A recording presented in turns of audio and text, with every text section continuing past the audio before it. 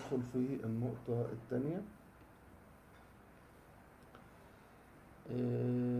كلمة بقى يعظم عليه، أو الأول بلاش يعظم دي خليها في الآخر خالص. أنا أتصرف إزاي؟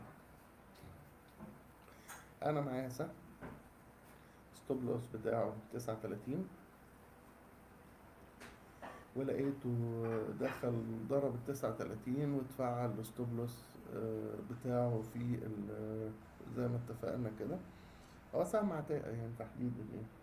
كويس، ما ونزل لغاية 9 جنيه و10 قروش. مش راح داخل وتأكد الكسر للجلسة التانية. يعني أي سهم نقول إن هو اتأكد الكسر بإحدى الطرق المتعارف عليها. أنا أتصرف إزاي؟ في حاجة اسمها قانون تبادل الأدوار اللي احنا اتفقنا عليه وشرحناها، إن الدعم بيتحول لمقاومة، والمقاومة بتتحول لدعم. أنا شفته لقيته اتكسر وأكد الكسر. لو ما لحقتوش في اللحظة الأولى اللي بيكسر فيها، هرفع ايدي خالص واقعد اتفرج. هو كل اللي هيعمله هينزل تاني